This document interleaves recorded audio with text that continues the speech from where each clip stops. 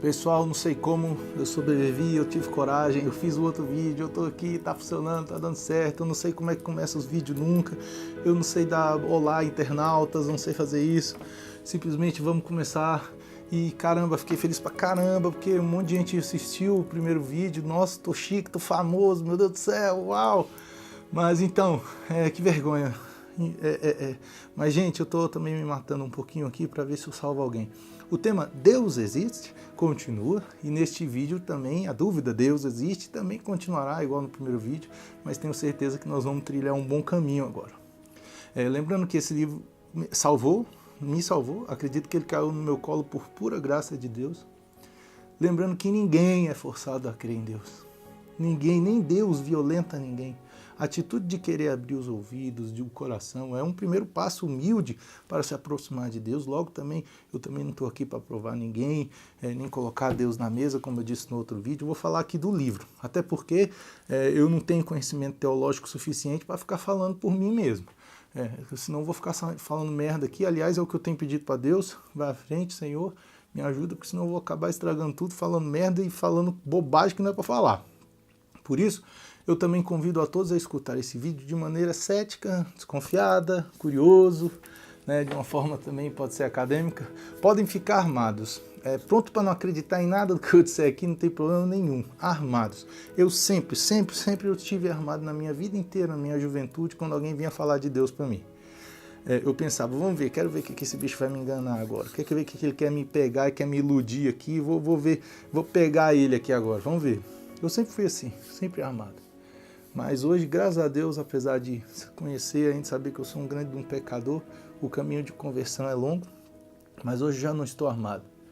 Sempre que fico diante do Santíssimo, andando, rezando para lá e para cá, a minha postura diante de Deus não é mais aquela, tipo, eu não acho, eu penso diferente, eu não aceito, nada, eu sou um pobre, eu tenho que aprender muito, e a minha postura é realmente eu me rendo, Senhor, eu me rendo, quero ser um escravo teu, Pai, trata-me como um dos vossos empregados. E nada, o Senhor me trata com amor, sempre que eu volto para Ele, se alegra quando eu volto. O Pai me coloca vestes novas, coloca em você também, bota um anel no dedo, não me deixa descalço, faz um churrasco, pois esse meu filho estava perdido e agora voltou a viver. Mas vamos lá. Primeira edição do livro, Introdução ao Cristianismo, foi lançada em 1968. Você imagina como é que estava em 68, um mundo sendo reconstruído depois de longos períodos de guerra. O mundo novo se abria, o movimento hippie, Woodstock, rock and roll, estava demais.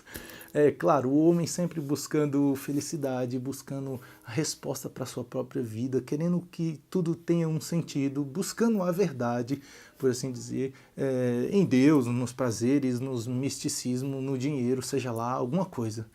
Mas aí o que acontece? Em 2000, quando esse livro foi ser reeditado, já tinha passado 30 anos da primeira edição, o cardeal Ratzinger achou necessário fazer um prefácio para essa nova edição. O livro não mudou nada, um livro atualíssimo, funciona muito bem para os nossos dias de hoje, mas para não cair de paraquedas, ele fez esse prefácio. Nesta introdução, serve para dar um apanhado geral de como foram esses 30 anos. E é incrível, como Deus se relacionou com o mundo, como as pessoas se relacionaram com Deus, e sem dúvida o Ratzinger estava muito inspirado quando fez isso aí, cara, porque é incrível, é muito útil você ler um histórico para auxiliar-nos a entender a nós mesmos, de onde vêm meus pensamentos, de onde vem tudo que eu almejo, por que eu tenho esses ou aqueles anseios sociais. Bom, nós somos fruto da nossa história. Temos a liberdade de pensar tudo mais, mas sem dúvidas, entendendo o passado, é possível entender alguns comportamentos nossos de hoje. Se você não sabe a origem das suas ideias, você não sabe o poder que é exercido sobre você. Nós pensamos e respiramos o mundo de hoje, somos consequência da nossa história. E é isso que ele faz. Ele primeiro dá um apanhado. Então ele começa dizendo que em 68 foi marcado por uma nova geração. Essa geração julgou insuficiente, cheia de injustiça, cheia de egoísmo, avareza, toda a obra de reconstrução do pós-guerra. E concluiu que fracassou a história da humanidade a partir da vitória do cristianismo. Essa geração de 68 pensou, nós vamos fazer um mundo melhor, enfim, pautado na liberdade, igualdade e justiça. Agora sim, o cristianismo só fez merda. estamos convencidos, baseado no pensamento marxista, que agora sim criaremos um mundo livre, igual e justo. 20 anos mais tarde, em 88, 89, ninguém esperava o que aconteceu, a queda dos regimes socialistas na Europa. O negócio não se sustentou e deixou uma herança triste, terras arrasadas, almas destruídas. Diante desses fatos, quem esperava que a igreja se manifestasse e viesse com uma mensagem cristã consoladora, se viu frustrado, porque a igreja não se manifestou. Apesar de não ser pequeno o número de fiéis no mundo, o cristianismo não conseguiu se apresentar como uma alternativa definitiva naquele momento. Como diz o professor Olavo de Carvalho, há mais de 100 anos a humanidade já perdeu o senso do sobrenatural, pois não somos mais capazes de compreender nós mesmos como criaturas imortais que somos. Perdemos de vista isso completamente, o senso do sobrenatural. Mas não é culpa nossa.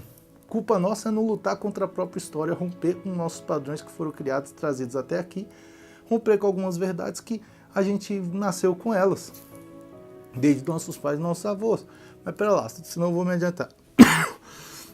Então, não pensa que a sua vida é só aqui e agora, porque se pensar assim, meu irmão, realmente tem que ficar louco e vamos correr atrás para ser feliz de qualquer jeito, senão, bicho, não tem graça a vida.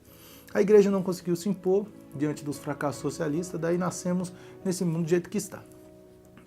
Mas como no fundo a doutrina marxista da salvação de alguma maneira estava já impregnada no raciocínio, as pessoas nasceram pensando assim.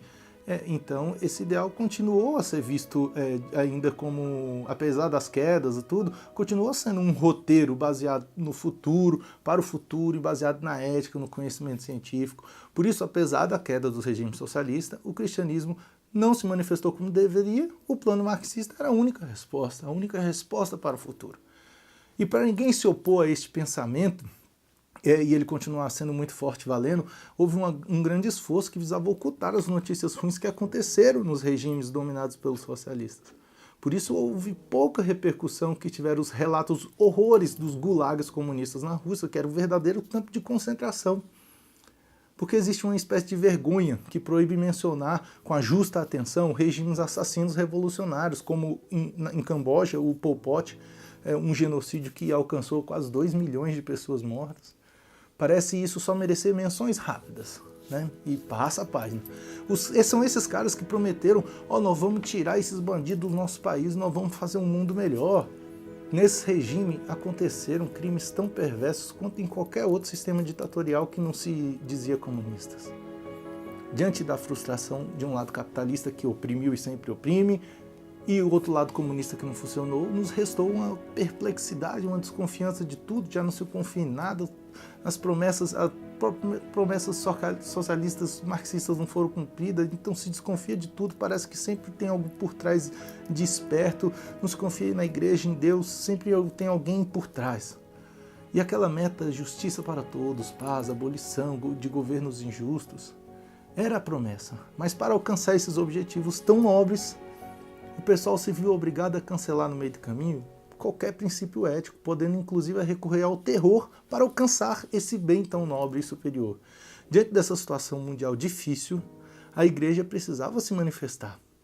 Ela precisava injetar esperança nas pessoas, num mundo que já não tinha muitas respostas. Então o que aconteceu?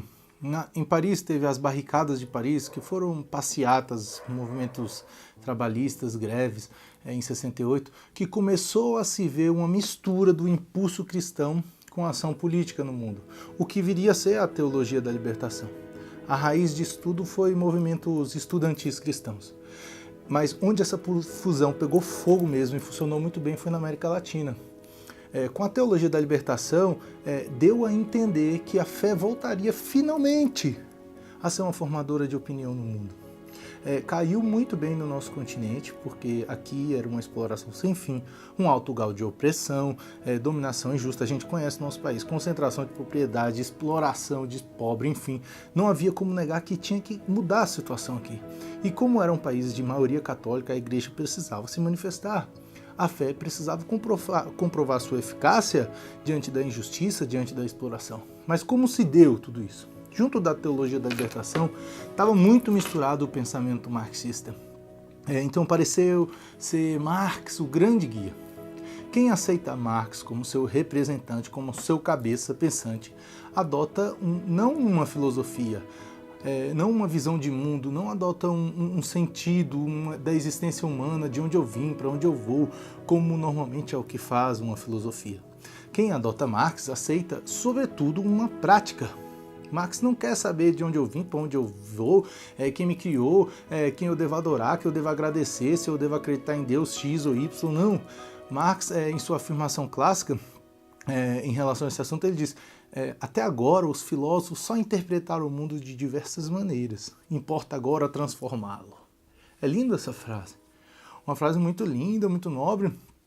O ser humano é um ser político, mas ele não se resume a isso.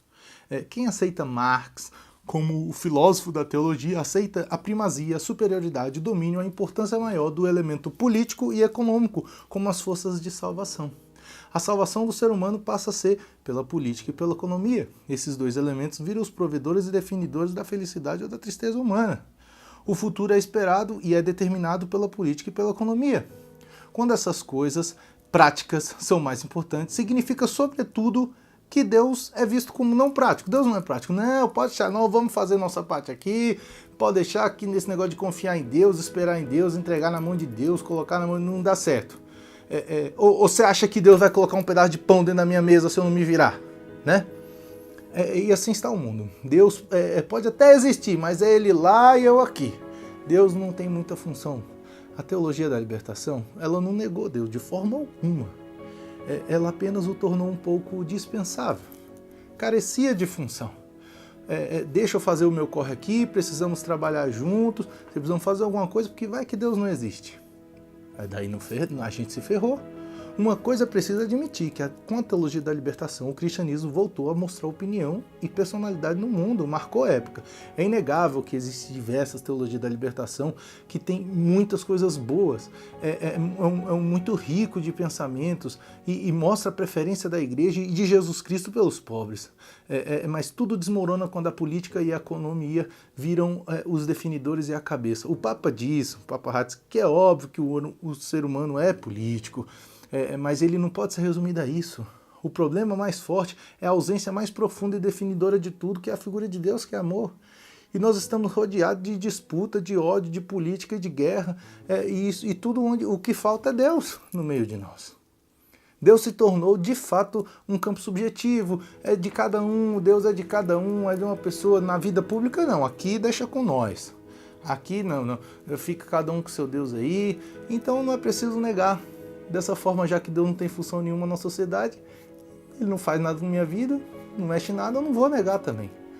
E o homem já nem questiona quem é Deus, quem sou eu. O fato é que faltou mesmo para a fé sair do seu gueto, faltou mesmo ela ter levado consigo a sua mensagem a público, verdadeira e única e fundamental conteúdo, que é que tem um Deus que julga, um Deus que sofre, um Deus que estabelece limites e critérios, um Deus do qual viemos e ao qual nos dirigiremos para prestar contas. O importante é saber que Deus é prático. Ao contrário do que muitos pensam, que Deus é uma teoria aí, que ajuda a explicar e pôr ponto final em coisas que no final das contas a gente não sabe explicar, ou é um deusinho que serve de consolo quando eu estou tristinho, ou um Deus curandeiro, que eu vou na igreja porque minha hemorroida piorou, então eu vou lá na igreja agora para ver se cura. Isso não passa de misticismo barato, de superstição vazia, de um comércio com Deus. É a prova cabal de que eu não existo, não acredito em Deus. Deus o caramba. Porque quando Deus é deixado de lado, quando fico 5 anos sem ir na igreja, não mudou nada na minha vida, não mudou nada. Mas é uma mentira. Porque tudo muda quando a mensagem de que Deus estaria morto realmente é percebida, como diz Nietzsche. Essa convicção, ela fulmina os corações. O ser humano vira automaticamente um objeto, desaparece cada vez mais como um ser criado. E o que resta do ser humano quando ele entende de si apenas um objeto em sua origem? O que pensar dele mesmo? Como o ser humano haverá de encarar o outro ser humano quando não encontrar mais nada de divino no outro? Se o outro ser humano que está na minha frente não é mais templo do Espírito Santo, a única coisa que eu penso dele é o que ele pode ser útil para o mundo, o que ele pode ser útil para mim, e é isso aí, finalmente conseguiu arrancar o Deus do coração dos homens. E é o que aconteceu com tantos de nós fomos engolidos pelo mundo, pelo blá blá blá das ilusões, fomos engolidos por uma justiça custe o que custar, pelo meu prazer custe o que custar, que Deus o caramba, eu quero é transar com todas as mulheres, eu quero é me masturbar para todas as mulheres, olhar para todas as mulheres, porque Deus não existe. E eu não acredito na cruz, eu não acredito, eu não aceito a dor, eu não aceito ser pobre, eu não aceito ser rico e ninguém me amar. Eu não aceito ser gordo, eu não aceito o meu país ser infeliz, então não tenho resposta e aí eu tenho que fazer alguma coisa para feliz e eu tenho que, e se todo mundo for pobre e eu for rico, eu vou lutar e eu ganhei e eu consegui e eu. Sinta o mundo.